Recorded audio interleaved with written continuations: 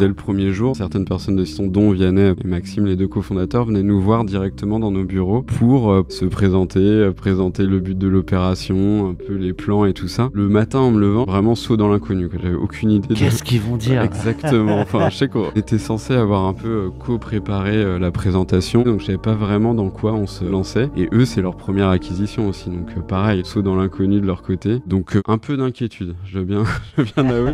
Feuille blanche. Un cash-out tout chaud, un exit qui sort du four, croustillant à l'extérieur et peut-être moelleux à l'intérieur. J'ai le plaisir de retrouver Julien Bruno. Ravi de t'avoir avec nous. T'es le cofondateur d'IQSpot. Exactement. Qui vient tout juste de se céder à Citron, mené par Vianney Raskin, notamment, qu'on connaît bien pour l'avoir reçu sur un autre format. On a voulu te faire venir avec Karine, qui co-anime ces échanges avec moi. Karine Wilkinson, pardon, je la présente pour ceux qui ne te connaîtraient pas déjà, mais qui est managing director chez Pictet. On avait envie de t'avoir, juste là, la sortie, globalement, ça a été officialisé il y a 2 semaines. Je pense Exactement. Que la signature, c'était un tout petit peu avant, mais pas très loin, donc on est vraiment en plein dedans. Et en fait, on fait pas mal d'événements avec des entrepreneurs qui viennent de vendre, parfois ça fait un peu plus longtemps, mais qui partagent beaucoup tout ce vécu que tu es en train de vivre là, avec plein de questions, plein de réflexions à la fois personnelles sur la boîte, sur leur avenir dans la boîte, etc. Et on s'est dit que même si on arrivait toujours à avoir de l'émotion aussi sur cette partie-là, ça pourrait être intéressant de plonger à travers tes yeux et surtout ton discours, j'espère, ce que tu pourras bien nous livrer, mais vraiment de revivre ce moment au moment où tu y es, quoi. Donc si tu acceptes. Avec grand plaisir et merci beaucoup pour l'accueil. Ravi de participer. Et oui, effectivement, on est au cœur de l'émotion, officialisée même la semaine dernière et signé il y a 2 semaines. Donc, oui, on est vraiment au cœur tout chaud. Au cœur du closing. Ouais.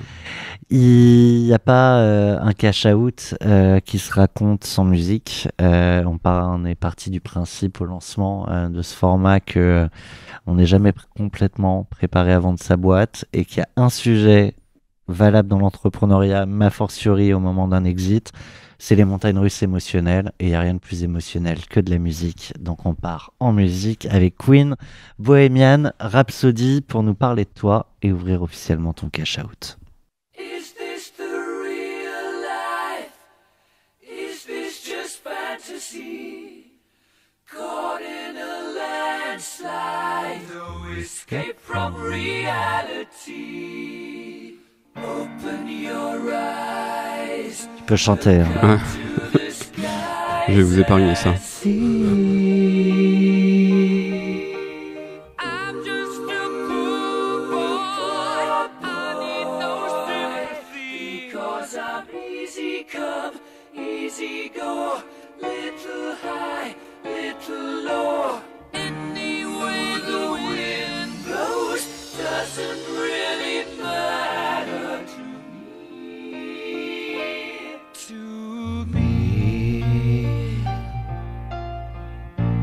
En fait, le problème de cette musique, c'est que si tu fais pas les 7 minutes, tu rates.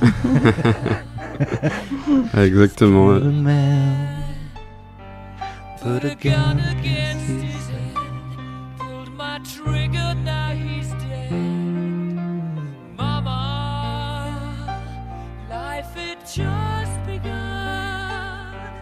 but now I've gone and thrown it all away. Mama,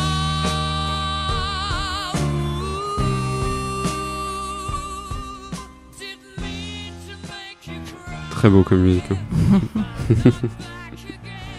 Cette musique, j'imagine comme toutes les autres, tu les as pas sélectionnées par hasard. Pourquoi ? Moi déjà parce que j'aime beaucoup cette musique de tout temps, mais aussi parce que c'est plein de parties assez distinctes. Enfin, je trouve que ça représente un peu ce que j'ai vécu jusqu'à présent avec quand j'étais jeune, collège, lycée, collège, j'ai fait du sport-études, tennis de table, donc j'étais un peu à fond dans le sport. Puis après, je suis revenu un peu plus classique, lycée, prépa, école d'ingé. Puis dit pourquoi pas une thèse en informatique, et je me suis lancé là-dedans. Et puis ensuite la vie entrepreneuriale, donc c'est plein de parties un peu décousues, toujours un même fil conducteur, et ça me faisait un peu penser à cette chanson. Et puis avec les montagnes et russes. Puis, exactement, ouais. Qui sont inhérentes à l'entrepreneuriat. Il y avait aussi This is the Real Life, qui est la première phrase de cette chanson. Il y a aussi un peu ce sentiment de est-ce que ce que je suis en train de vivre en ce moment, avec l'exit, le cash out, tu rentres là chez Citron, cette idée, attends, qu'est-ce qui est réel, qu'est-ce qui est fantasmé. C'est très vrai, ouais, c'est très vrai. On est il y a ce côté encore un peu irréel, c'est tout frais. Donc on avait 10 ans d'aventure avec U-Spot aux manettes. Là, on vient de faire cet exit. Il y a forcément ce moment assez émotionnel où on lâche un peu notre bébé construit depuis tant d'années. Et là, on est en plein dans effectivement le fantasme ou pas. Alors, on projette des choses forcément sur l'acquéreur en se disant il va vouloir faire ça ou faire ça. En bien et en mal. En bien et en mal. Ouais. Donc, et ça, c'est un peu tout le temps du process. C'était un peu ça aussi, d'essayer de projeter des choses en bien ou en mal. Donc là, oui, on ne sait pas trop ce qui est vrai, pas vrai. Il y a beaucoup de choses encore à créer. On est au tout début. Et si tu rajoutes à ça l'incertitude inhérente à tellement de boîtes, tu te fais un business plan et tu sais que il y a forcément des choses qui ne seront pas exactement les mêmes 3 ans plus tard. Ouais, exactement. Contrairement déjà d'habitude, on sait que les BP, on les respecte peu, mais là, en plus, il y a encore plus d'incertitude parce qu'on rentre dans une plus grosse boîte avec d'autres interactions. Oui, et puis pas la main sur toutes les décisions. Exactement, avec un impact aussi pour les clients et tout. Enfin, on sait jamais trop comment tout ça sera pris. Enfin, là, on va en parler. Là, c'est un peu trop tôt. Qu'est-ce que tu crains le plus justement dans cette nouvelle aventure là qui va s'ouvrir, et à l'inverse, enfin à l'opposé, pardon, qu'est-ce que tu dis, ça va changer ma vie? Alors pour moi personnellement, je crains pas grand-chose. J'avoue que là pour le coup, c'est quand même une étape importante et qui est quand même assez confortable. Après, là, ce que j'aimerais, c'est surtout que tout ce qu'on a bâti, et pour les salariés et pour nos clients, perdure et continue pour la suite au sein de ce groupe. Ça, c'est la clé. Je sais pas si je le crains. En tout cas, c'est ce que j'aimerais qu'il se passe. On va poursuivre quand même parce que dans toute cette phase-là, on va avoir l'occasion d'en parler. On commence pas un cash out sans quand même revenir sur le moment clé, le moment décisif, celui qui fait que t'as vendu ou que t'as pas vendu, et ça s'appelle le signing / le closing. C'est pas toujours exactement le même moment, mais tu vas pouvoir en reparler avec ce moment, le jour J. Et pour ça, on part avec Chopin. La Nocturne, opus 9, numéro 2. Je le dis peut-être pas bien dans le bon ordre, mais c'est ça.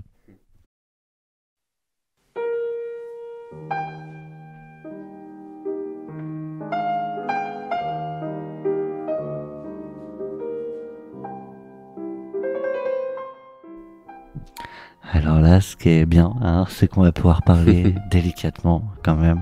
On va respecter Chopin, mais on va pouvoir parler dessus.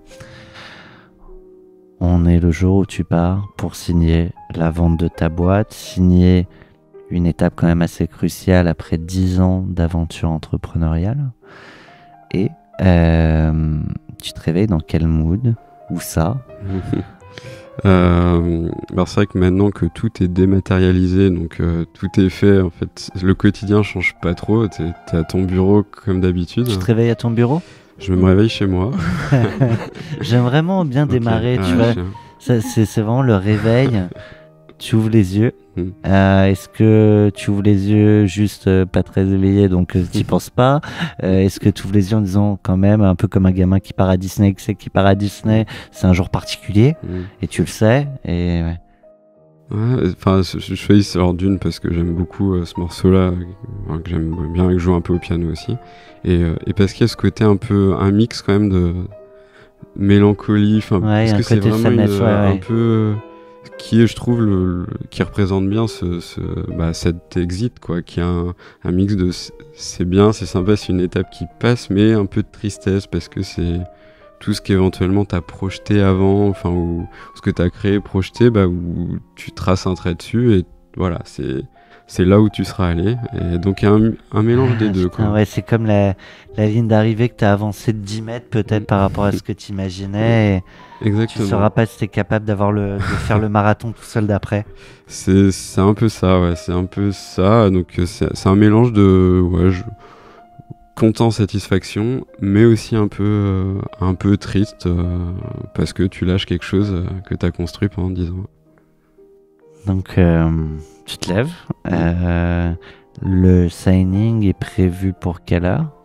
Alors il y avait donc, le signing et closing assez distincts pour le coup. Okay. Il y a eu un signing en, je crois, début avril et un closing du coup début juin. Donc, et parce qu'il y avait un certain nombre de conditions suspensives, en particulier le financement de l'opération et puis des prêts de bancaires, voilà. Et donc il y avait une période un peu de 2 mois entre ces deux étapes. Donc là, ce dont je parle, c'est plutôt le closing, quand ça devient vraiment officiel. Concret. Exactement. Que tu sais que les financements sont bouclés, que limite le seul truc qui fait... Non mais alors du coup, comme il y avait des clauses suspensives mais que tu avais le signing, il n'y avait rien a priori qui pouvait faire en sorte qu'il n'y ait pas de vrai closing qui se fasse ce jour-là. Non, sur le papier, non. Mais, oui, après tu peux partir en procédure, avocat, donc ça peut... Oui. Sur le papier, non, ça devait se faire, mais vu que moi, on ne connaît pas ça, et effectivement, nos conseils nous disaient normalement, il n'y a pas de problème, mais c'était pas non plus sûr et certain.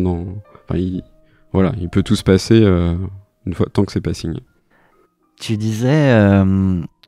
maintenant on est en période, on fait tout à distance, etc. T'as quand même parlé de tes conseils, donc en fait tout le monde est à distance. Ouais. Donc on peut pas se projeter, tu sais, la fameuse image, tout le monde est autour de la table, des fois il y a beaucoup de monde, certains ont connu l'époque où on paraffe et tout, c'est plus tout à fait la même chose, donc c'est une visio. C'est même pas une visio, en fait on a tout calé avant. Alors c'était prévu que donc Citron avait son AG d'augmentation de capital, ensuite ils enclenchaient tout à la fin de l'AG, fin de matinée, fin de matinée. Et après c'est plus des appels téléphoniques avec Vianney pour s'assurer que ça avance bien avec nos conseils. Et c'est surtout beaucoup de mails à signer qu'on reçoit dans dans notre boîte mail et qu'il faut dépiler. Et voilà, donc c'était assez atypique comme expérience. Et c'était une volonté de le faire à distance ou de toute façon t'as pas eu le choix J'ai pas eu vraiment le choix. Je pense que ça simplifie un peu tout. Mais ça n'a pas été vraiment une question de faire autrement que comme ça. Alors, je veux pas... C'est genre un couteau que tu remues, mais j'ai quand même beaucoup d'entrepreneurs passés à ce micro qui ont regretté de pas le côté un peu symbolique, hein, mais tu vois de rendre ce moment qui est quand même un moment clé, un peu unique. Et d'ailleurs, certains auditeurs qui nous écoutaient, qui ont entendu ces entrepreneurs évoquer un peu cette frustration, nous dire, moi, le jour où j'ai signé mon deal, on l'a fait à distance, mais j'ai obligé tout le monde à refaire un truc avec tout le monde autour de la table pour dire, non, on fait la photo, on met le champagne, même si c'est purement symbolique, mais pour même, dans l'esprit, se le marquer. Effectivement, Pardon. On l'a pas fait comme ça, mais je peux comprendre l'intérêt de le faire. mon côté vicieux. Non, mais on pourra fêter ça si tu veux. Il y a une grande table ici. Ça marche. Si on nous accueille. On va mettre le champagne au frais. Donc, tu signes tout à distance. T'as un associé, je crois. Ouais. On était ensemble pour le coup. Voilà, c'est ça que j'allais te demander. Vous le viviez ensemble. Ouais. On est dans le même bureau et on commente ce qu'on reçoit et ce qu'il faut signer et l'avancer. Et si avec Karine, on était deux petites souris qui avaient été dans ce bureau à ce moment-là, c'était quoi la teneur de vos échanges? Putain, ça y est, on l'a fait. C'est relou, faut attendre encore, et puis encore un mail, puis un machin. C'est ce que t'es sûr? Est-ce qu'on a fait le bon choix? Enfin, je veux bien que tu nous partages un peu qu'est-ce qui se dit entre associés, où en plus, t'as pas tous les conseils autour de toi, t'as pas tous les conseils d'en face, le repreneur qui est là, donc en fait, tu dis ce que tu veux, et je veux bien que tu nous partages ça.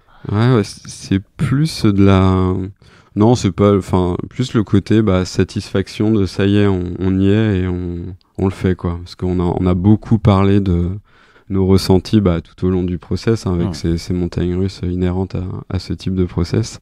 Donc quand on en arrive là, on veut juste aller au bout, quoi. On n'a plus aucun doute sur le fait que c'est ce qu'il faut qu'on arrive à closer. Donc non, plutôt très content et dans l'attente des derniers signataires, parce qu'il y a plein de signataires chez les actionnaires, et donc il y en avait un petit peu en retard sur l'inconvénient du côté dématérialisé pour le coup. Donc qu'il faut relancer pour s'assurer que ça avance. Mais non, là, plutôt satisfaction, ça y est, on y est, quoi. Je sais pas si c'est le dernier épisode ou l'avant-dernier, mais un entrepreneur où un des signataires n'était pas joignable et que le deal à minuit sautait pour des sujets de conditions bancaires, de machin. Ils ont dû appeler les pompiers en disant qu'il y avait le feu chez lui pour le réveiller. Là, il y a personne qui pouvait bloquer. Non, il y avait dans les signataires et au début, il y avait quand même un certain nombre de salariés parce qu'on avait des BSPCE qu'on avait mis en place. Et là, pour le coup, chacun devait signer individuellement. Il y en avait qui étaient en congé à ce moment-là, donc il avait fallu anticiper un peu tout ça pour s'assurer qu'ils seraient dispo à telle heure pour signer. Mais il y a eu globalement aucun problème. Tout a été fait à 12h45, en gros, tout avait été signé. Et voilà. Et tu parles de salariés qui ont des BSPCE, etc. Quelle était l'ambiance du coup de la boîte ce jour-là, notamment ils étaient au courant, mais t'en as qui étaient encore plus impliqués que d'autres. Alors ce jour-là en particulier, je sais pas si c'était si différent. Ce qui est sûr, c'est que ça a été, il y a eu un avant-après quand on a annoncé qu'on allait se faire racheter, en particulier au moment du signing, donc qui était début avril, puisque là déjà il y avait il y a le SPA à signer et un pouvoir à signer pour que je puisse signer pour le compte de tous les porteurs de BSPCE. Donc, je dirais que ça a plus été là l'ambiance particulière de découvrir qu'il y avait ça dans les tuyaux, que la vision qu'ils avaient de la boîte allait un peu changer du jour au lendemain. Enfin, en tout cas, la vision de l'évolution allait changer du jour au lendemain. Le jour J du closing, j'ai pas senti en tout cas le côté salarié. Alors de notre côté, Quentin et moi, mon associé, clairement, c'était un jour particulier. Peut-être pas tant pour les salariés. Tu nous raconteras, on parlera après du dual track, etc. Mais tu nous raconteras justement cette phase où tu as dû annoncer à tes équipes. Ouais, bien sûr. Si on poursuit cette journée, ça y est, c'est fait. A priori, l'argent est sur les comptes. Il n'y a plus rien, c'est fini. Mais la journée continue. Elle se continue comment ? Est-ce que vous allez fêter ça avec ton associé, avec vos familles peut-être on n'a pas tant, le jour J, on n'a pas tant fêté ça. On l'a un peu plus fêté après. Parce que assez vite, en fait, le lendemain, c'était déjà calé que du coup, les cofondateurs de Citron et quelques personnes venaient nous voir dès le lendemain du closing. Donc il y avait aussi un peu quand même c'était vraiment une plongée dans un nouveau monde, là, du jour au lendemain. Et donc le soir même, on l'a pas fêté, on va dire, avec Quentin, on l'a fait plus tard. On l'a fêté chacun de notre côté, mais assez sobrement. Et t'as fait quoi, toi ? Moi, j'étais au resto avec ma copine, pour le coup, pour célébrer quand même avoir marqué le coup, mais... Est-ce que t'as pris un resto au-dessus de ce que... histoire de marquer le coup, quoi ? Même pas. Pas tant, parce que, déjà, c'est pas forcément dans ma nature, et parce qu'il y a quand même encore vraiment ce côté irréel, c'est très tôt et c'est pas, et en plus le soir même surtout on n'avait pas encore reçu l'argent parce que ça passait par un compte ailleurs, tout ça, donc bon, ça fait parfois 3 fois le tour du monde avant de revenir, alors que c'est la banque d'à côté, quoi. Ça m'étonne pas. Je propose qu'on fasse un gros flashback pour raconter les débuts d'AccuSpot, comment c'est arrivé jusqu'à intéresser des repreneurs et notamment Citron. Et pour ça, on part en musique avec This Were Today's a Mess, Donna Hightower.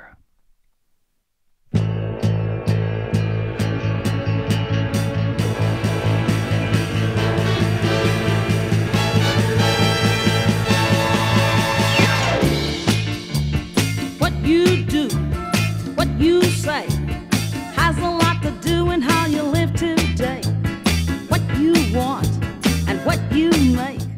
Karine les connaît toutes depuis tout à l'heure. Prochain épisode, tu chantes. Exactement. When it comes around again, it's not too clear. You say yes, they say no. Everybody's talking everywhere you go. You're trying to give another man a helping a hand. He will take your kindness for a weaker stand. Never do to others what they do to you. Try to find another way to make it through. What I say is what I know. Try to get a favor going from door to Bonne ambiance ce début de boîte, hein. De l'énergie.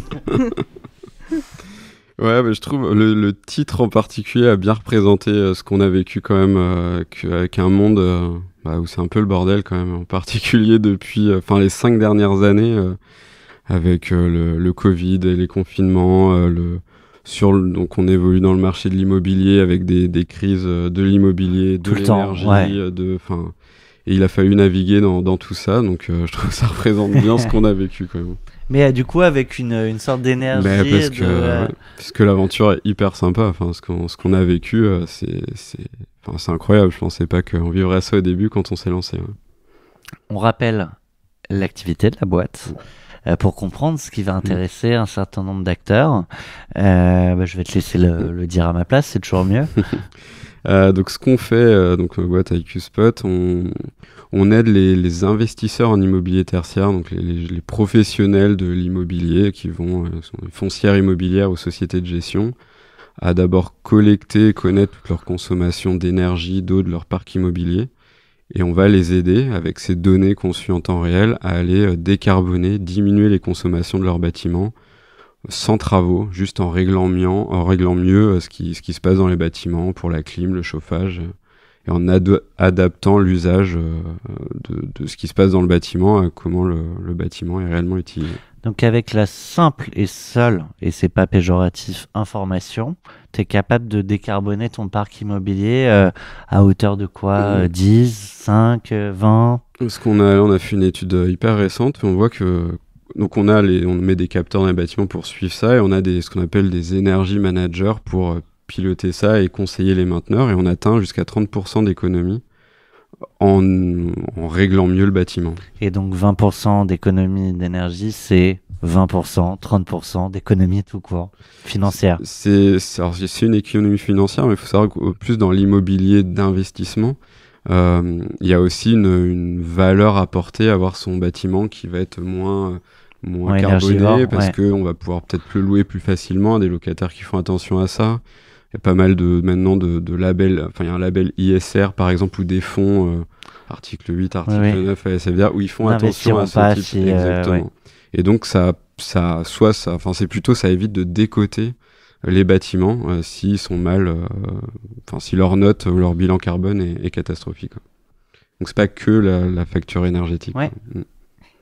Comment vous avez eu cette idée avec ton associé de créer cette société ? Alors beaucoup d'itérations pour en arriver à ce stade-là à la fin, mais donc au tout début, on est 2 docteurs en informatique. On a fait notre thèse ensemble à l'université de Bordeaux, et on était dans le monde de l'IoT, l'Internet des objets, et on avait fait différents projets autour de ça, et on a eu envie de se lancer pour voir comment on pouvait adapter ça au monde du bâtiment pour rendre les bâtiments plus efficaces. Donc ça, c'était vraiment l'idée hyper naïve au début, mais... Le smart bâtiment, quoi. Ouais, le smart building, exactement. Ouais. C'est tout à fait ça. Mais sans trop connaître le monde du bâtiment, qui utilisait les bâtiments, c'est quoi les parties prenantes là-dedans.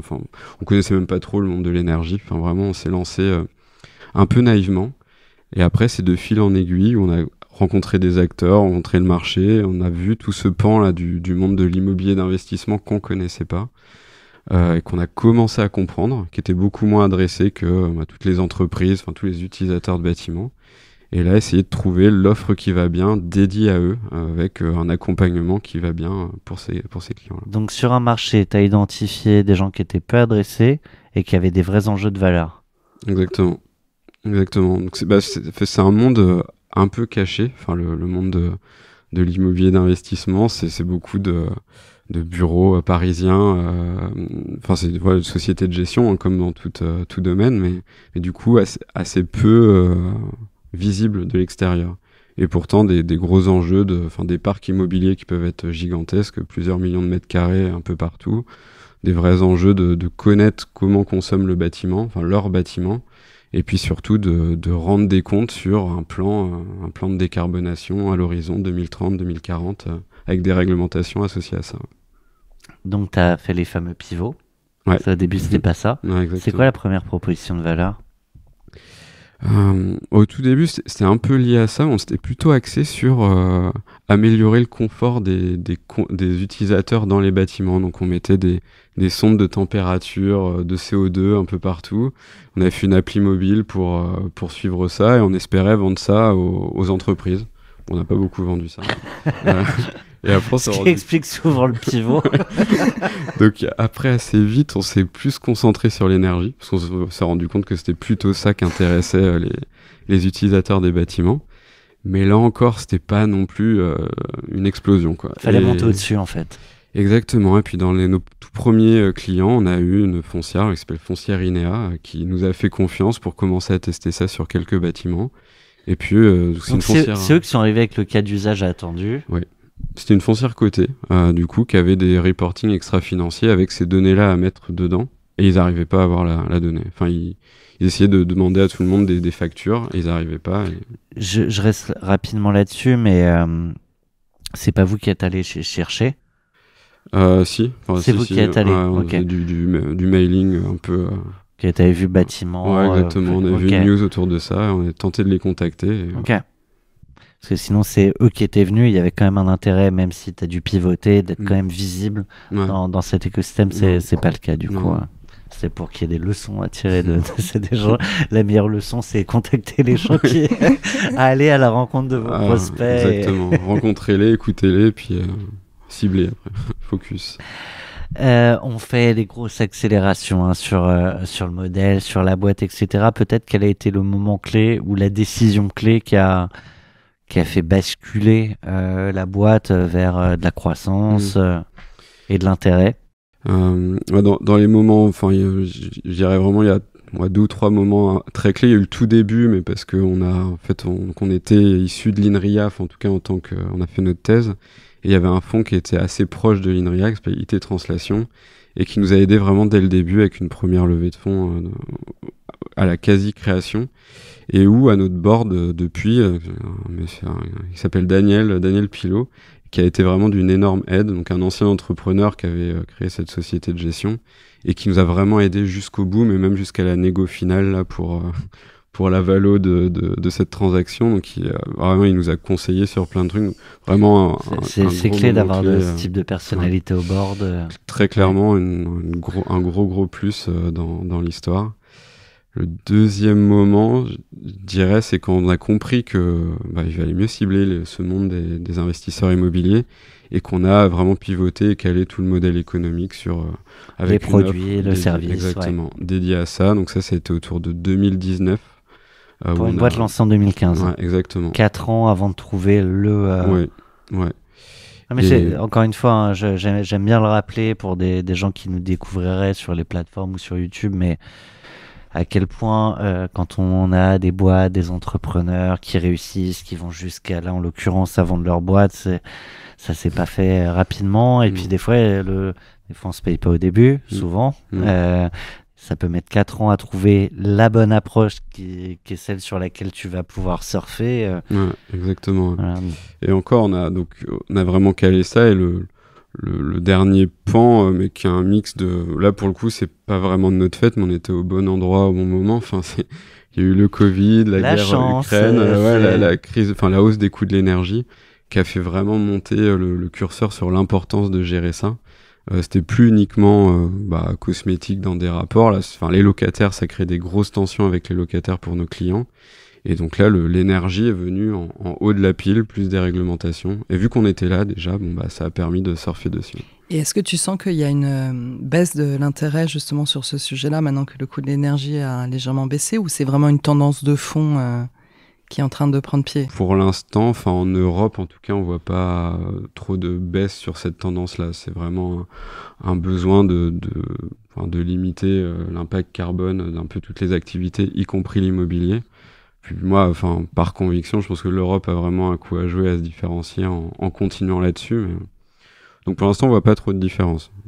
Et là, je pense que tu as raison, parce que nous, on le voit dans notre métier, c'est que toutes les sociétés qui ont cette approche de décarbonation, etc., ont des facilités à trouver des financements. Enfin, ça aussi pour les entrepreneurs qui nous écoutent, aussi bien sur la partie dette que sur la partie equity, parce que j'imagine aussi que tu avais fait une levée de fonds, tu nous en parleras.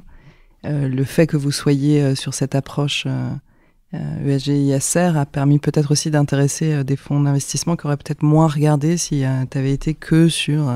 Complètement. Au deuxième, donc il était translation, mais au deuxième tour de table, là, pour le coup, il y a entre autres un fonds impact d'Arkea Capital qui est rentré au capital et qui effectivement était intéressé par cette thématique-là.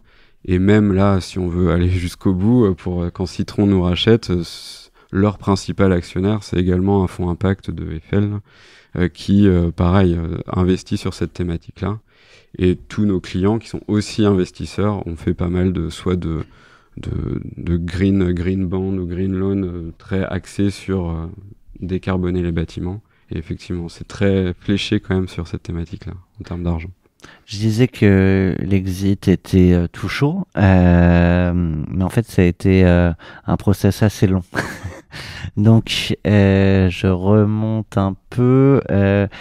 le moment où vous envisagez, et je vais passer la musique juste après, mais c'est pour faire la transition, le moment où vous vous dites, tiens, là ça pourrait être intéressant, soit de repartir sur à nouveau une levée de fonds, soit d'aller chercher le repreneur stratégique pour continuer l'aventure.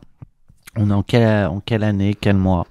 Le début où on commence à voir qu'il faut trouver une issue à tout ça, c'est début 2024. Donc je dirais il y a 1 an et demi. Bouge pas, on envoie... Tiens, Survivor, je la connais pas.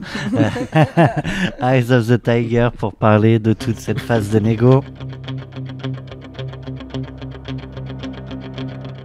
Il y a la compète entre 2-3 chansons dans Cash Out.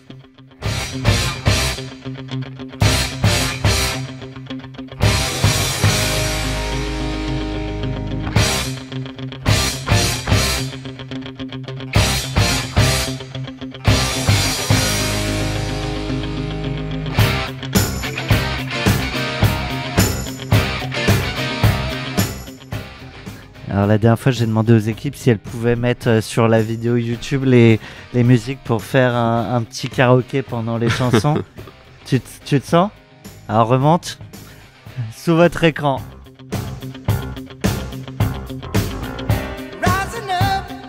Back on the streets, did my time, took my chances.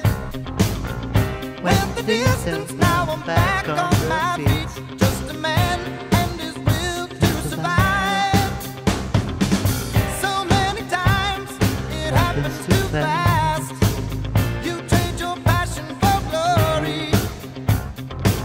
Don't lose your grip on the dreams of the past. You must fight just to keep them alive. It's deep, eye of the tiger, it's the thrill of the fight. Rising up to the challenge of our rival. And the last known survivor stalks his prey in the night. And is watching us all with the eye of the tiger.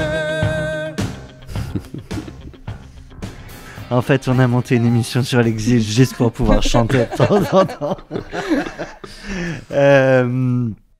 Tu disais, pardon, il fallait j'ai plus tes mots exacts, mais c'est le problème de la musique, ça nous emporte, mais pas trop loin, on reste sur ton aventure. Tu disais, il fallait qu'on trouve une sortie. Et je veux bien que tu me parles de ce contexte qui fait que, en fait, t'étais peut-être pas vendeur en soi, mais qu'à un moment, le processus dans lequel tu étais entré de croissance, de levée de fonds, etc., fait qu'à un moment, dans tous les cas, il faut trouver une solution pour la suite, quoi. Ouais. Ça se fait partie de l'apprentissage de l'entrepreneuriat. Effectivement, quand on se lance naïvement que tu lèves des fonds, t'es hyper content. Enfin, c'est bien, ça te permet de développer tout ça. Et puis petit à petit, tu commences aussi à mieux comprendre le modèle économique de tes propres investisseurs. Et de fait, on a fait une première levée en 2015, puis une deuxième en 2018, avec des fonds capitaux risqueurs il y avait à un moment un horizon de liquidité pour ses propres investisseurs et il y avait besoin de trouver une solution à ça. Et en l'occurrence, tu n'as pas forcément les moyens de reprendre d'autres lieux.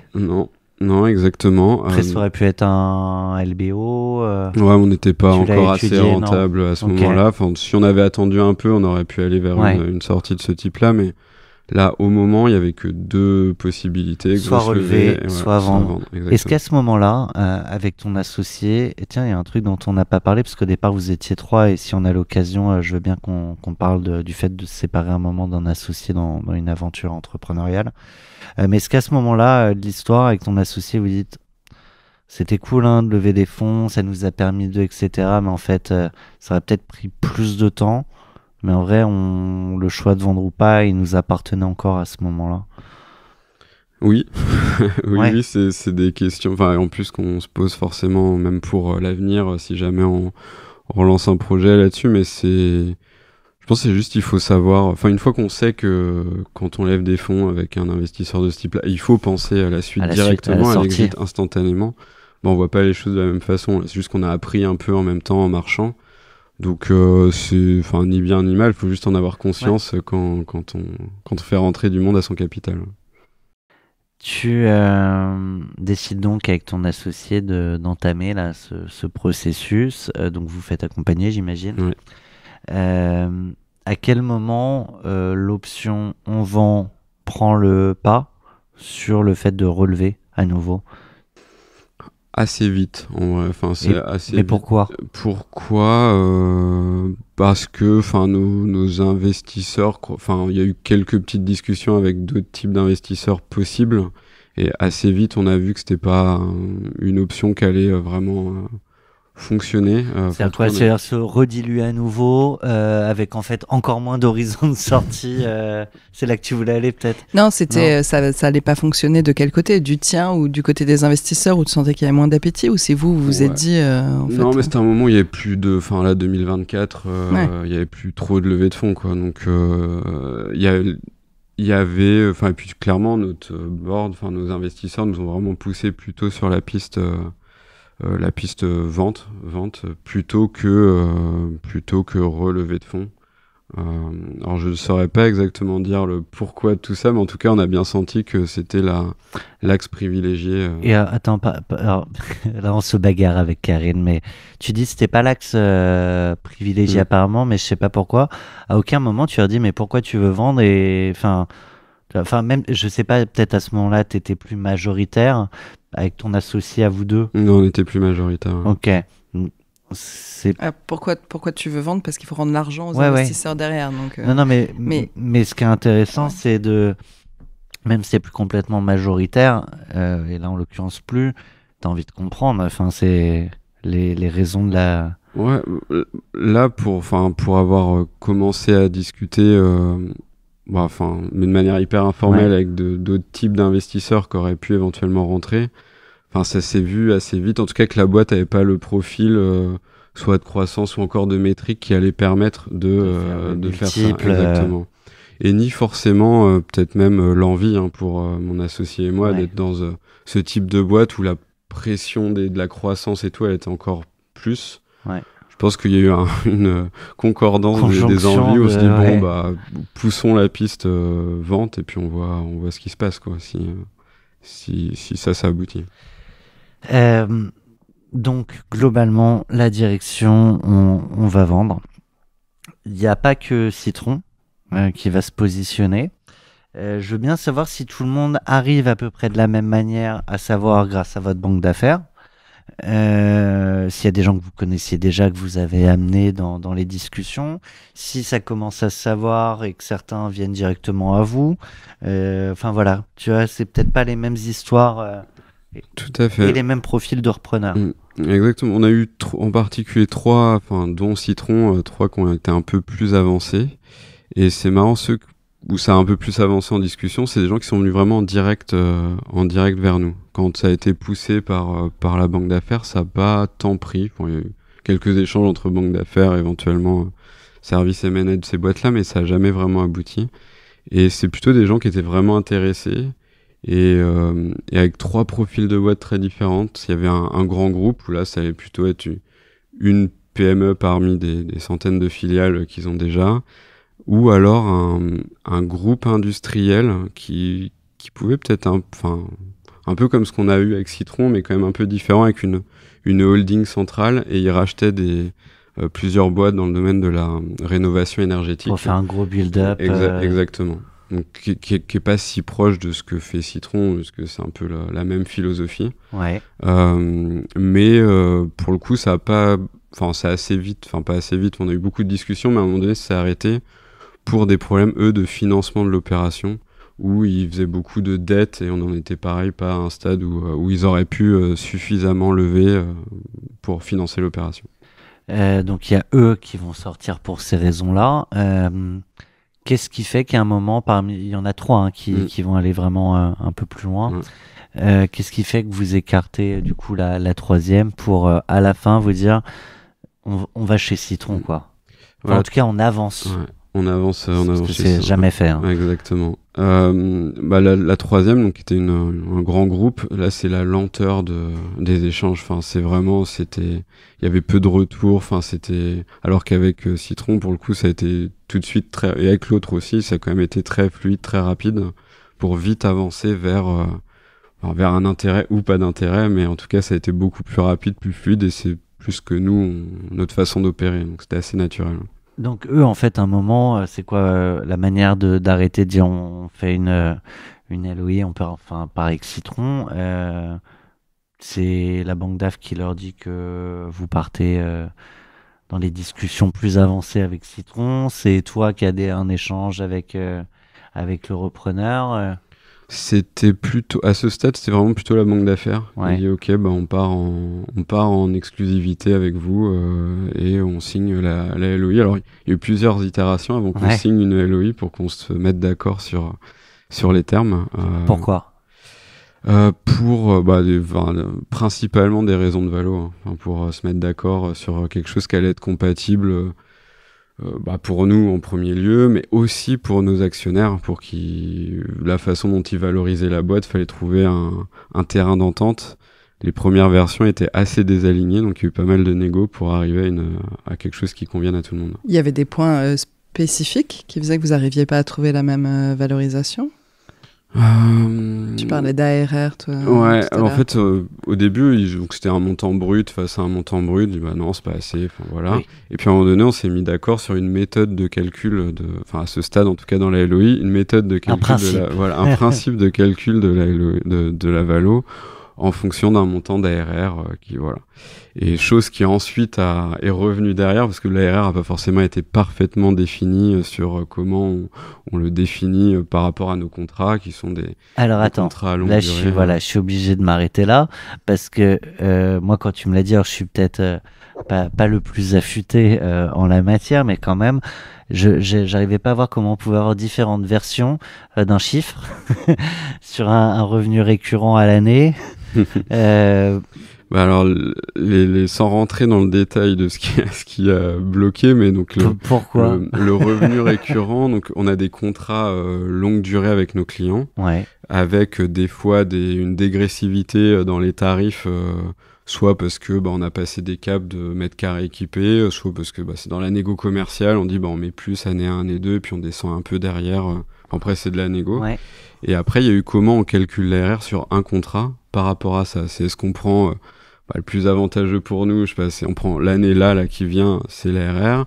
Le moins avantageux, c'est peut-être est-ce qu'on prend, on prend la moyenne des 3 années. Ou est-ce qu'on prend la moyenne, Et donc ça n'avait pas été défini dans la LOI. Et on avait des interprétations assez différentes au moment de calculer. Alors, comme ça, très instinctivement, j'aurais dit côté repreneur ou côté acheteur pour se mettre d'accord, tu prends la moyenne lissée sur la durée du contrat pour définir ce que va être une valeur. Ça peut être une méthode de calcul, effectivement, mais il aurait fallu la définir à ce moment-là. Mais parce que chaque banque d'affaires, là c'est plutôt leur conseil.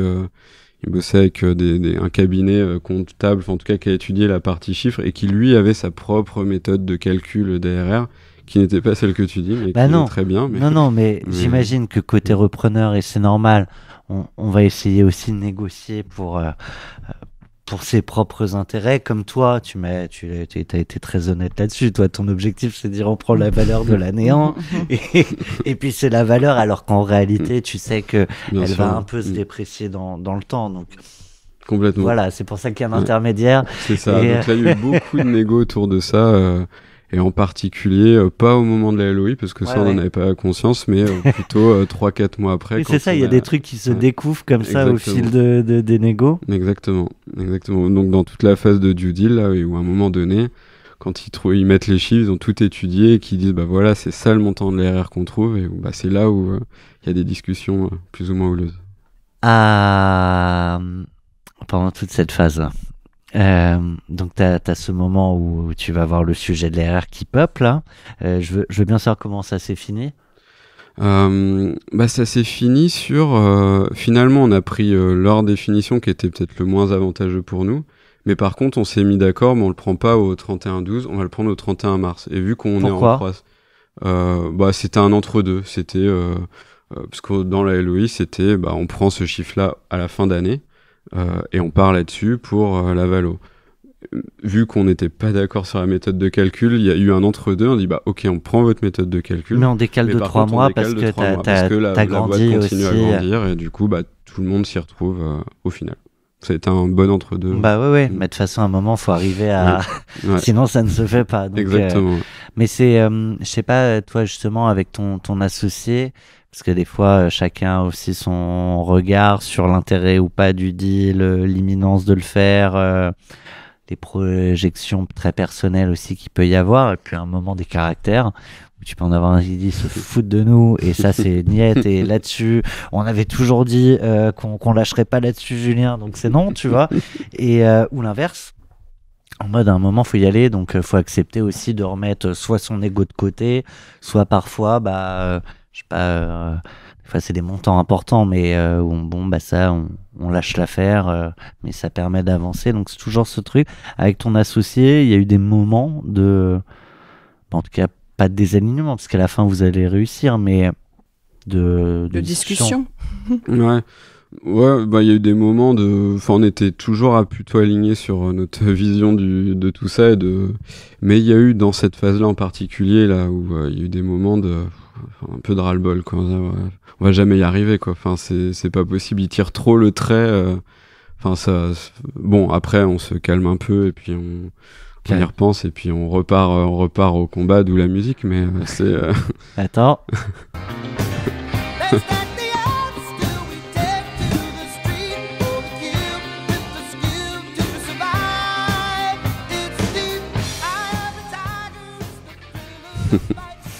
Pour lancer Karine, j'aime bien. Merci, j'aimerais que tu le fasses à chaque fois, s'il te plaît. Comment ça se passe, votre duo avec c'est Quentin, ton associé, ouais. Comment ça se passe justement? Vous arrivez pendant cette phase-là, il y en avait toujours un qui était un peu le bad cop et l'autre qui essayait de négocier, ou c'était alternativement, pardon? Non, pour le coup, après on a toujours eu cette dynamique-là avec Quentin, ça a toujours été plutôt moi qui ai géré la partie, on va dire, communication extérieure, avec nos investisseurs, avec les clients, tout ça. Et là, ça n'a pas vraiment changé, c'est plus moi qui ai géré, qui était en front tout le temps. Et là, c'est plutôt notre conseil, notre banque d'affaires, la IPTP, qui nous a pas mal aidé là-dessus pour... faire le bad cop en l'occurrence. Oui, parce que toi t'as l'air plutôt good cop. Ouais, moi je suis pas le plus rude à négocier, j'ai tendance un peu à... Mais par contre, des fois si j'ai pas envie de céder, je sais pas. Non, je dis pas qu'il n'y a pas de caractère, mais exactement, donc c'est plutôt là pour le coup la banque d'affaires qui a des fois été au front pour dire non, là ça va pas du tout passer, faut voir la copie. Et puis après ça permet parfois de se dédouaner en se disant bon, ils ont un peu poussé. Exactement. Revenons à des discussions d'entrepreneurs aussi, non? Exactement, ça fait partie du jeu, tout à fait. Ouais. Et en plus, eux sont quand même incentivés à ce que le deal soit le plus haut possible, et des fois, ils vont peut-être plus pousser encore que ce que nous, on aurait poussé, mais ils peuvent aussi revenir en arrière parce qu'ils ont envie quand même, à la fin, que ça se fasse. Comme je connais un tout petit peu Vianney, il est hard en égo. Vianney, il est assez dur en égo. C'est un rude négociateur. À quel moment, parce que c'est vrai qu'on n'en a pas parlé, Mais j'aime bien cette première rencontre. Tu vois, encore une fois, on fait les petites souris, mais la première rencontre, et là en l'occurrence, c'est pas un grand groupe, c'est une belle trajectoire. Citron, et c'est une très belle aventure, mais c'est encore les débuts d'une longue, grosse ambition. Donc, c'est encore l'entrepreneur qui a à la tête des rencontres, de ce type de rencontres qui sont assez stratégiques. Et donc, cette première rencontre, cette première discussion, je veux bien que tu nous en partages les coulisses. Tu disais, Vianney, il peut être dur en égo, mais c'est aussi une séduction un peu des deux côtés. Hein. En tout cas, quand tu veux racheter une boîte, mais quand tu veux la vendre, en fait, les deux doivent un peu se séduire et en même temps, chacun doit le mieux négocier possible. Ce qui est marrant, c'est que en fait, j'avais déjà rencontré Vianney au tout début d'IQSpot en 2015, je pense, quand leur boîte s'appelait encore Green Alternative et que c'était plutôt un bureau d'études. Et je l'ai rencontré dans ce cadre-là parce qu'il cherchait une plateforme, tout ça. Et donc, c'est quelqu'un que je connaissais depuis... je connaissais pas bien, mais en tout cas, je l'avais déjà rencontré 10 ans auparavant. Et après, la première vraie rencontre, parce qu'il y a eu des échanges en visio, mais déjà, c'est quand... ils sont venus à Bordeaux nous voir. On a fait une session de travail pour apprendre à se connaître de part et d'autre. On a fait une soirée plus une grosse journée de travail le lendemain, et c'était le premier moment où on a un peu quand même appris à se connaître, savoir. Enfin, eux, ils ont posé tout un tas de questions sur. C'était plutôt eux qui posaient les questions sur nous. Alors de temps en temps, on leur demandait exactement, mais et voilà. Donc ils sont venus nous voir. C'était très caché parce que personne de l'équipe ne le savait, donc il y avait juste mon associé Nicolas aussi chez nous qui est administrateur et notre DAF qui a suivi aussi forcément tout ça. C'est pas mal que le DAF soit dans la boucle, ouais. Ah bah clairement, ouais. Surtout qu'il doit répondre à pas mal de questions, je pense, pendant la phase de due deal. De tout le deal. Et voilà, donc on les a rencontrés dans un cadre un peu confidentiel à côté, et ça a été vraiment la première rencontre où on a pu mieux les connaître, mieux connaître leur personnalité. Tu t'es dit à ce moment-là, je me vois leur confier les rênes de la société demain, ou à ce stade c'était beaucoup trop tôt? T'as ce sentiment à un moment donné d'avoir d'avoir transmis quelque chose? Je l'ai pas encore forcément là tout de suite, vu que ça vient juste de se faire. C'est justement ce côté un peu irréel où je sais intellectuellement que j'ai transmis le truc, mais dans mon cœur, on va dire, je l'ai pas encore. Enfin, faut le temps de passer à l'étape d'après. On va revenir sur la pré-vente, tu vois, t'es en plein dedans. Mais pour replonger dans la question de Karen, ce moment où tu jauges aussi un peu, et je sais pas à quel point vraiment on se projette tous sur c'est ma boîte et c'est à eux que je vais la confier. C'est-à-dire qu'ils vont la mener en fait. Et ça, c'est pas toujours très très clair. Mais je reviens aussi sur la séduction. À quel moment tu te dis ces gens-là, globalement, à défaut ils vont prendre complètement le pouvoir à un moment de la boîte, de la direction. C'est des gens avec qui j'ai envie de bosser, un minimum. C'est des gens avec qui je partage une valeur, une vision de marché, une envie pour nos clients aussi. Ce qui était, le fait aussi de revendre à Citron, c'est que c'est une boîte que je connais depuis le tout début. Donc j'ai bien vu leur trajectoire, je sais ce qu'ils apportent sur le marché, quel type de solution. Donc en tout cas sur la vision du marché, ce qu'ils veulent apporter, c'est hyper aligné avec nous. Donc sur cette partie-là, il n'y avait pas trop à réfléchir. Enfin, c'était une sortie très cohérente. Surtout qu'ils n'étaient pas sur le marché que nous on cible, ils sont plutôt sur... ils appellent ça le tertiaire occupant, ou les collectivités publiques et bailleurs sociaux. Donc on leur apportait un pan qu'ils n'ont pas. Donc la complémentarité était assez évidente. Après, sur le comment je me vois leur confier, la boîte et tout ça, ça c'est beaucoup plus dur à se dire, parce faut voir en vrai, quoi. Une fois qu'on y est, comment est-ce qu'ils écoutent pas, comment ils prennent leurs décisions ou pas, comment ils embarquent les gens dedans ou pas. Donc ça, on est en plein dedans maintenant. Là. Et attends. Ça va trop vite pour moi. Je veux bien qu'on reste sur les 2-3 autres sujets qui ont pu être un peu clés dans les négos. Donc il y avait ce sujet de définition de la RR. Il y en a eu d'autres? Dans les sujets clés, il y a eu il y avait un plan, il y a un plan d'incentive pour Quentin et moi-même, donc là pour la suite qui est globalement basé sur comment on intègre la technologie dans leur plateforme et sur continuer à développer la boîte de manière rentable. Donc on a des objectifs là-dessus. Donc il y a eu toute une phase de comment on va se mettre d'accord sur ce plan d'incentive, quel montant, quelle modalité, et ainsi de suite. Donc il y a eu sur nos contrats de travail, parce que là on découvre le fait d'être salarié. On était mandataire social salarié, on n'avait pas de contrat de travail, donc il y avait aussi la négo autour de ça.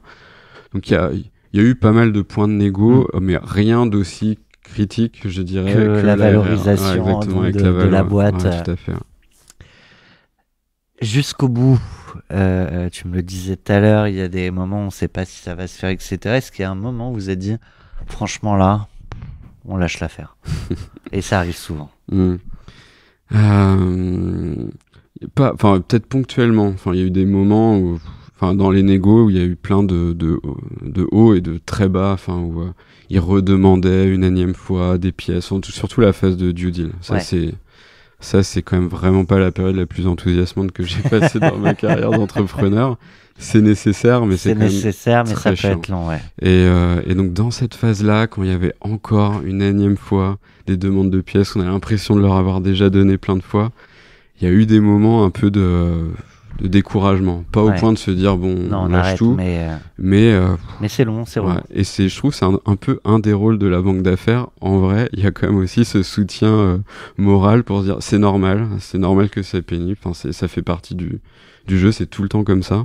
Et donc ce côté rassuré et quand même accompagné est hyper clé. Après, typiquement, je me rappelle une discussion qu'on a vue avec Gary Hansen, qui à un moment dans les due deals a dit a appelé le repreneur en direct en disant là, tes conseils, il me redemande des trucs, moi j'ai une boîte à faire tourner, à développer, c'est aussi ça que vous rachetez. Donc à un moment, et en fait ça s'est joué en un appel, le soir même les due deals étaient finis. C'est un peu ce qui s'est passé sur les discussions sur la valo. Au final, finalement, c'était un point dur et pour nous, nos propres investisseurs, et pour leurs propres investisseurs. Et du coup, il y a eu 2 membres de notre board qui ont parlé directement avec leur investisseur principal. Ils se sont mis d'accord en direct sur ça, et puis puis voilà quoi, c'était parti. C'est drôle, c'est ni les conseils ni les fondeurs de part et d'autre c'est ceux qui ont l'argent et ou qui veulent recevoir l'argent. Puis qui ont peut-être d'autres sujets en commun. Exactement, et qui sont dans le même réseau, je pense qu'ils se connaissent par ailleurs, et ça a débloqué tout. Je propose qu'on débloque le déroulé de cet échange pour aller dans le dur, la réalité de la session, ce moment où t'es plus complètement chez toi parce que tu l'as dit, t'as vendu, en même temps c'est la boîte que t'as créée. La question c'est comment on fait matcher, comment on fait des synergies avec à la fois toutes les questions qui peuvent se poser. Alors j'imagine aussi du côté du repreneur, mais du côté de celui qui vend sa boîte, c'est encore une fois tempête de cerveau. Avec des questions, des craintes peut-être qui sont légitimes, d'autres qui sont peut-être plutôt fantasmées. Je sais pas si on saura faire la part des deux, mais je veux bien que tu me partages là vraiment, juste après cette chanson, tout ce qui se passe dans la tête dès le lendemain du signing et puis là, sur 2 semaines. Alors, c'est assez serré, mais je voulais qu'on soit au plus près de ce que tu ressens en ce moment. Et pour ça, on part avec Lemon Tree, Fool's Garden.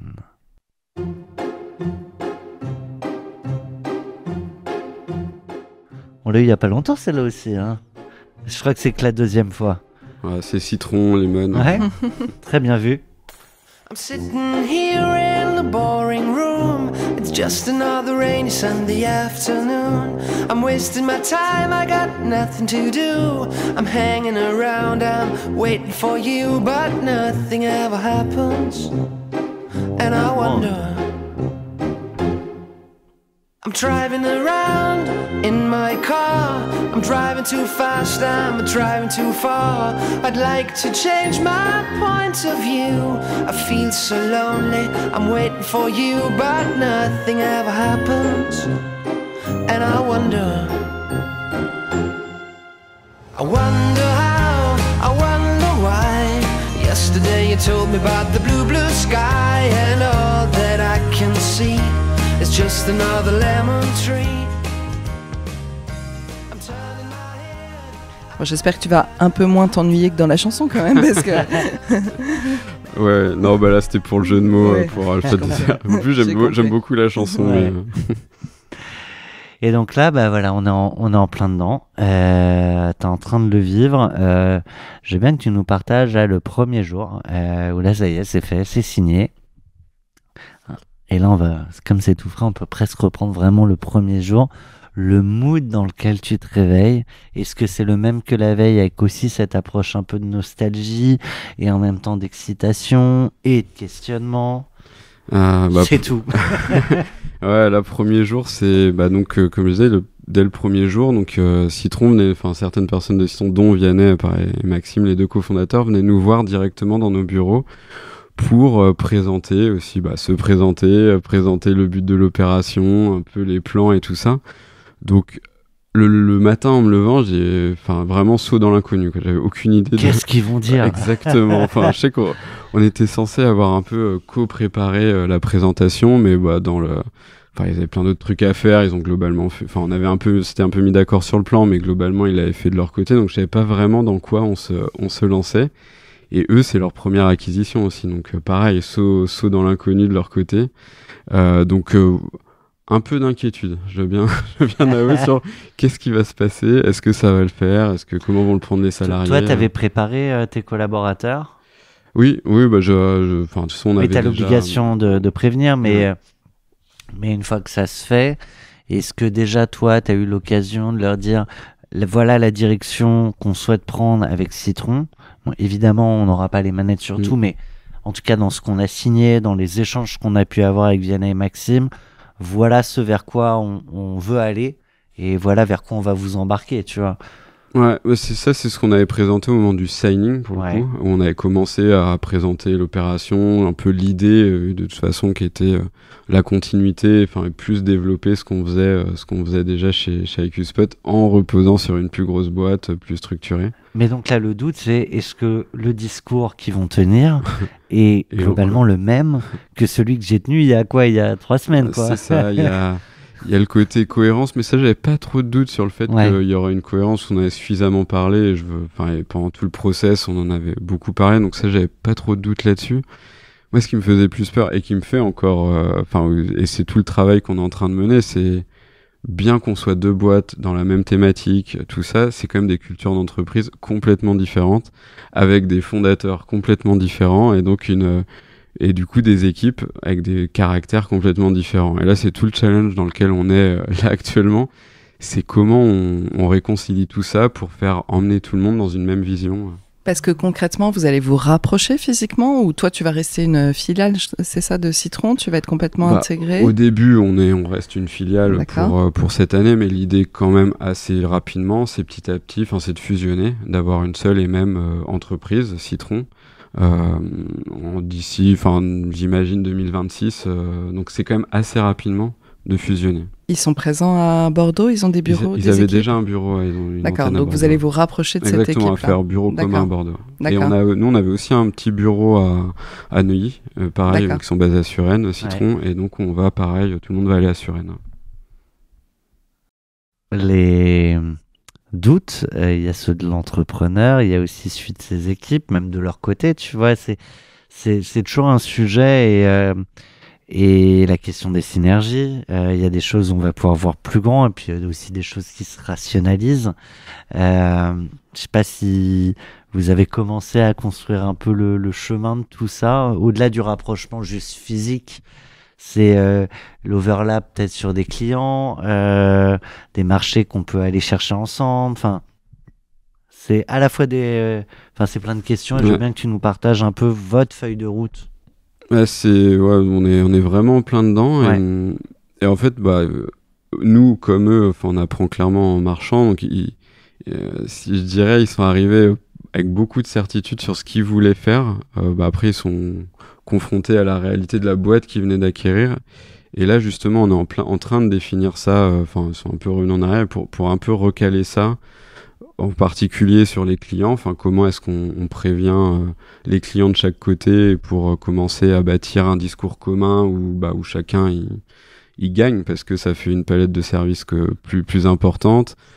Comment sur plein de thématiques, sur la marque, sur n'importe quoi, les systèmes informatiques, sur les RH, comment petit à petit aussi on fait tout ça. Et là il travaille avec une consultante qui les aide là-dessus pour commencer à animer ça, voir comment faire ça bien. Et ça va faire partie des travaux là pour le mois de juillet.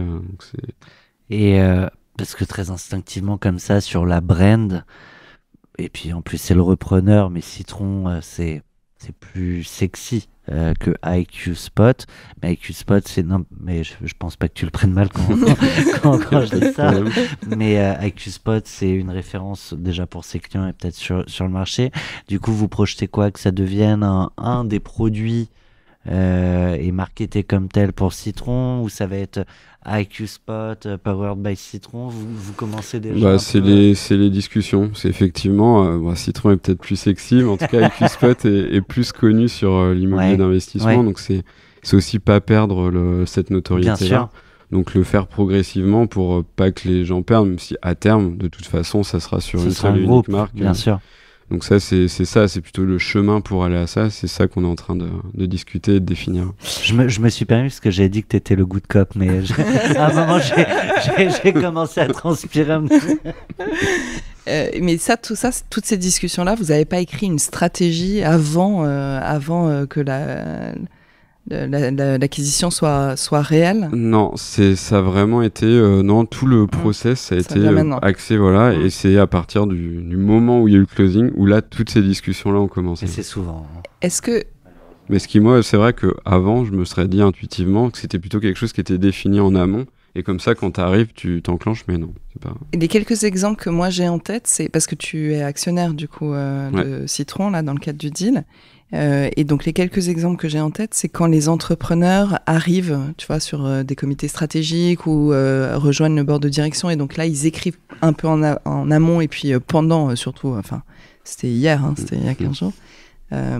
Et donc ma question c'est, est-ce que justement tu vas faire partie de cette équipe de direction de Citron et est-ce que tu as la volonté et l'envie de continuer à dire un peu qu'est-ce qu'il faut faire sur ton marché qu'a priori tu connais mieux, ou est-ce que tu t'as déjà fait le deuil, si jamais c'était pas le cas, de cette partie, puis tu te dis c'est des très bonnes questions auxquelles j'ai pour l'instant vraiment pas de réponse, même sur le côté comité de direction et tout, c'est des choses dont on a discuté pendant tout le process, mais qui vont dépendre beaucoup de est-ce que je me projette ou pas dans la suite de tout ça. Et là c'est encore, c'est tout frais, trop tôt pour pouvoir exactement me prononcer là-dessus. Par contre, pour ce qui est de ce qu'on a appris sur le marché, sur les clients, sur tout ça, il y a une vraie volonté à minima de transmettre tout ce savoir-faire chez Citron. C'est tout l'intérêt quand même de cette transaction, c'est d'apporter ce savoir-faire, ce carnet d'adresses pour faire bénéficier ça de l'acquéreur. Alors, je veux pas que Thomas me dise que je suis trop en amont, mais justement, est-ce que tu peux parler un peu de comment est-ce que toi tu vas... C'est peut-être pas le bon moment, Thomas. Je sais pas. Dis-moi comment... c'est quoi la suite pour toi maintenant là? Tu te dis... je comprends que tout ça est très récent, mais tu te vois rester, tu te vois faire autre chose? Est-ce que ça fait partie de la réflexion justement quand on t'a dit c'est une vente à un industriel pour remonter quelque chose? T'as raison. Ah, merci. Il y avait pas de chanson, mais... on va répondre à cette question juste après cette musique. Et pour ça, on part avec Sweetbox, Everything Gonna Be Alright. Everything's gonna be alright. Tu réponds à la question en fait.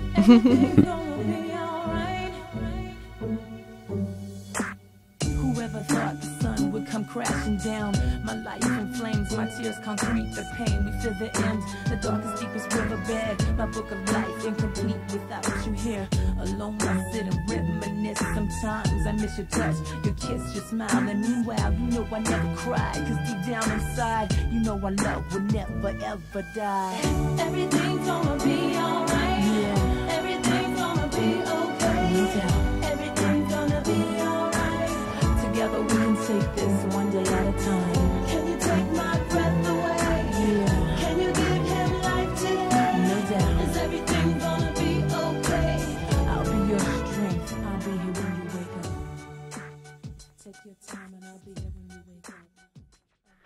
Comme évidemment, t'es encore dedans. On va pas parler de la nouvelle vie, mais on peut parler, de comment tu projettes cette nouvelle vie dans la boîte si tu as l'opportunité de t'y développer, en sachant que tu es actionnaire aujourd'hui dans le groupe, avec aussi de l'incentive, tu l'évoquais tout à l'heure, donc un intérêt à rester, mais au-delà de l'intérêt financier, il y a un intérêt intellectuel de faire grandir une boîte sur un marché, en fait, indirectement, d'aller un peu plus loin que la ligne d'arrivée que tu penses avoir franchie et que tu évoquais tout à l'heure.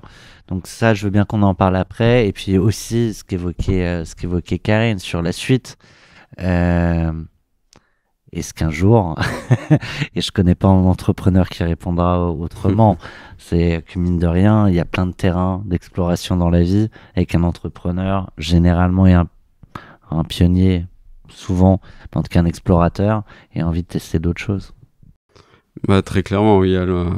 À moyen terme, enfin long terme, c'est sûr, remonter un projet une fois qu'on y a goûté. Et ces montagnes russes émotionnelles, puis, enfin, surtout la stimulation intellectuelle qui va avec. Ça va avec, ouais. Il n'y a pas trop d'équivalent. Donc là, pour comment je me projette avec citron, sans citron, enfin, tu l'as bien dit, c'est vrai que ça dépendra beaucoup de cette continuité de stimulation intellectuelle ou non, si ça permet de continuer à développer la boîte. Il y a encore plein d'inconnus. Après, mon but, c'est sûr, c'est de faire continuer à ce qu'on propose à nos clients sur ce marché, de continuer à ce qu'ils soient à être hyper satisfaits, à ce qu'on ait un impact sur leur bâtiment. Et si on peut l'avoir à plus grande échelle encore avec les moyens de citron sur d'autres marchés, ou en tout cas avec plus de services, c'est ma volonté pour l'entité IQSpot, qu'elle soit dans Citron ou non. Après, est-ce que je serai dedans ou je serai pas dedans, ça on verra dans les prochaines semaines, prochains mois. Ouais, prochains mois, oui, et a priori, prochains mois, prochaines années. Avec ton associé, c'est quand vous parlez de la suite, là, et puis même des 2 premières semaines, tu vois, pareil, encore une fois, on peut ne pas ressentir les choses de la même manière. Vous n'avez pas les mêmes périmètres, donc pas confronté toujours au même sujet aussi. Donc, est-ce que vous avez encore ces temps, et c'est important, je pense, sans que ce soit nous contre le reste du monde, parce que c'est pas l'idée, là, c'est un mariage. Donc, l'idée, c'est qu'on avance tous ensemble. Mais en même temps, dans le mariage, vous êtes la famille de la mariée, on va dire. et donc, on se dit des choses en famille sur qu'est-ce qu'on attend de ce mariage, comment on va agrandir la famille. Donc, il y a aussi des discussions que tu as plus facilement, j'imagine, avec ton associé historique. Ouais, complètement. On continue, alors, et avec mon associé, mais aussi avec les personnes clés du projet qu'on emmène aussi dans cette nouvelle aventure. Donc, il y a pas mal d'échanges pour essayer de caler tout le monde, aussi prendre mon principal rôle là tout de suite, c'est surtout de faire l'interface justement avec cet acquéreur et IQSpot pour essayer de rendre ça le plus fluide, le plus efficace possible et qu'il n'y ait pas de perte de valeur finalement dans tout ça. Un autre sujet, c'est les discussions que tu peux avoir avec, je crois principalement Vianney. Donc c'est encore une fois assez récent. Je t'ai demandé tout à l'heure si... parce qu'il sait ce qu'on fait avec Cash Out, et donc on questionne aussi. Et d'ailleurs, tu as eu droit aux mêmes questions, qu'on connaisse Vianney ou pas, mais je t'ai demandé du coup si, pour le coup, Vianney était à l'aise avec le fait que tu répondes aux doutes que tu pouvais avoir, à ça, et tu m'as dit carrément, il m'a dit d'y aller les yeux fermés. Et du coup, dans la relation que vous avez et avec les questionnements que tu te poses, est-ce que, entre vous, vous avez des temps où vous êtes posés pour déjà, et c'est normal, mettre à plat des trucs? Ouais, pas plus tard que ce matin, là, avant de prendre le train, il y avait un point là-dessus. Et... Sur la RR. Non, ce que j'aime, enfin pour le coup, avec Vianney en particulier, c'est vrai qu'il est hyper franc, donc ça au moins, et là oui, par exemple pour ce podcast-là, il était tout à fait ok avec... même quand bien même j'aurais des doutes ou quoi, enfin donc il a pas de problème avec la franchise, qui est tout à son honneur, et c'est quand même pas si souvent le cas. Mais du coup, dans vos discussions, ça facilite aussi, j'imagine. Enfin, si tu as la franchise des deux côtés, ça permet aussi de mettre très vite à plat tout à fait. des craintes ou même des fois des des choses avec lesquelles on n'est pas d'accord dans un sens et dans l'autre. Ouais, complètement. Ouais, donc on est en plein là-dedans, hein, parce que là, on est en train d'apprendre à se connaître, donc c'est bien d'être franc de part et d'autre, parce que, oui, forcément, moi je vois ça de ma fenêtre, mais eux de leur fenêtre, avec leurs propres contraintes et tout ça, j'imagine que le boulot n'est vraiment pas simple, donc ça permet de se synchroniser et s'il y a des gros problèmes, de vite les régler, en tout cas travailler dessus pour essayer de les régler. Si tu devais nous donner, et on sera obligé de te redonner la parole un jour, mais la vision là du groupe consolidé, Citron plus IQ Spot, c'est quoi la vision, c'est quoi la promesse globale pour le marché qu'on viendra challenger dans 1 ou 2 ans pour voir si les ambitions sont atteintes? Ce que faisait déjà Citron, c'était vraiment d'être un acteur de la transition énergétique des bâtiments, donc en complétant avec IQ Spot, et je pense, je sais pas si, ça je suis pas dans leur board, mais s'ils ont d'autres acquisitions, ils ont l'air d'être dans une stratégie de build-up. On va recevoir d'autres invités bientôt, c'est ça. Je sais pas exactement ce qui est dans les plans, mais en tout cas ils ont, avec leurs investisseurs, ils ont quand même cette volonté de consolider le marché. Ouais. Et de devenir un acteur vraiment de référence de la transition énergétique, mais au niveau européen.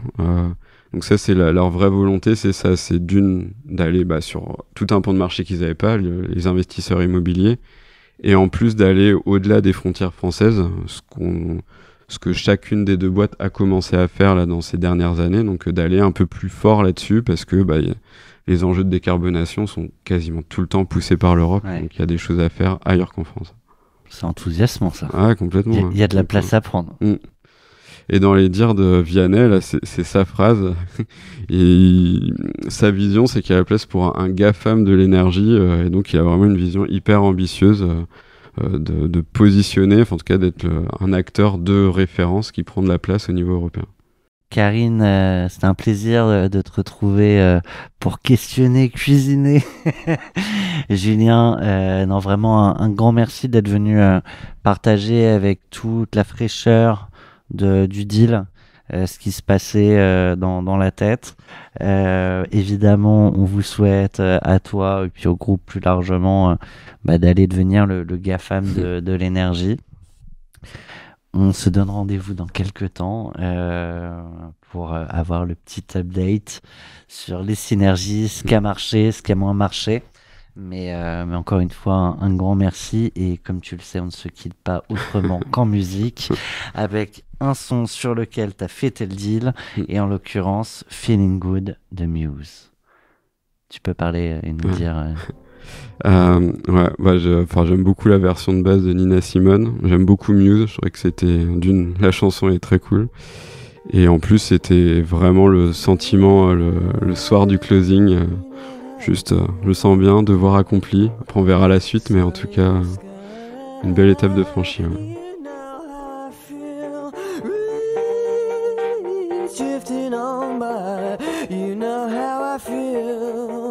It's a new dawn, it's a new day, it's a new life for me, and I'm feeling good.